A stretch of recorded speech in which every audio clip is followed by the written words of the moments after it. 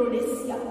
Bapak Dr. Haji Susilo Bambang Yudhoyono dalam salah satu pidatonya mengatakan bahwa di abad ke-21 ini visi misi negara kita adalah melanjutkan pembangunan bangsa menuju Indonesia yang maju dan sejahtera.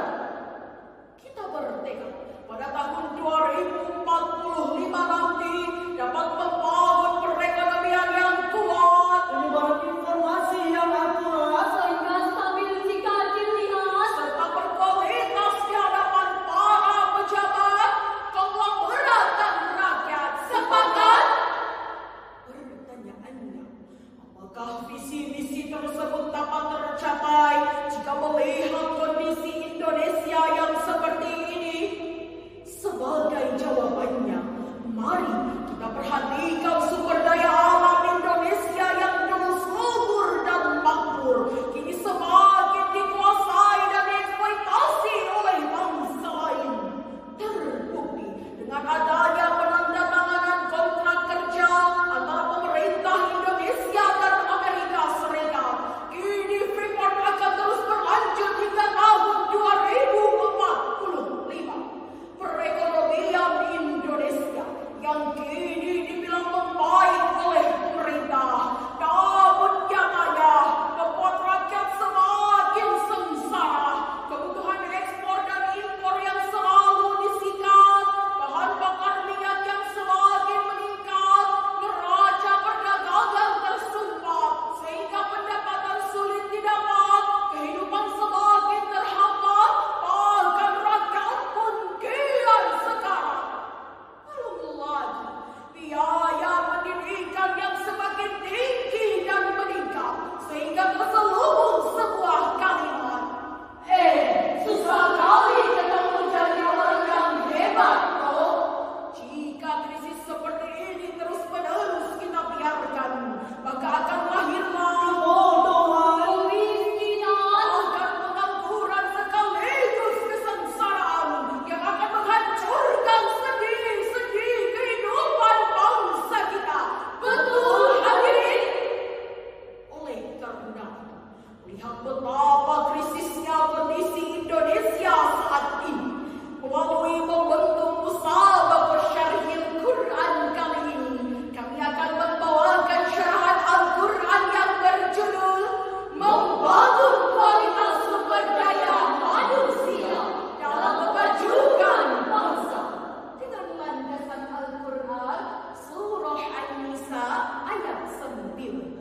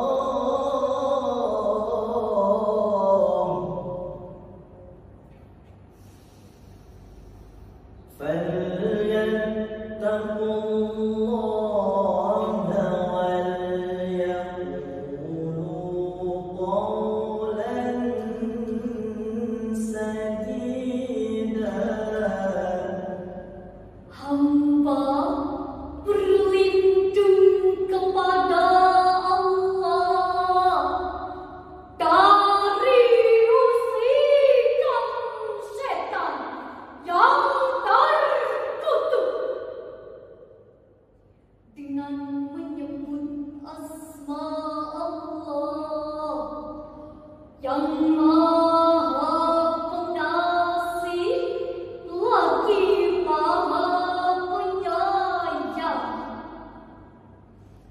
Dan hendaklah takut kepada Allah orang-orang yang sekiranya mereka meninggalkan keturunan yang lemah di belakang mereka, yang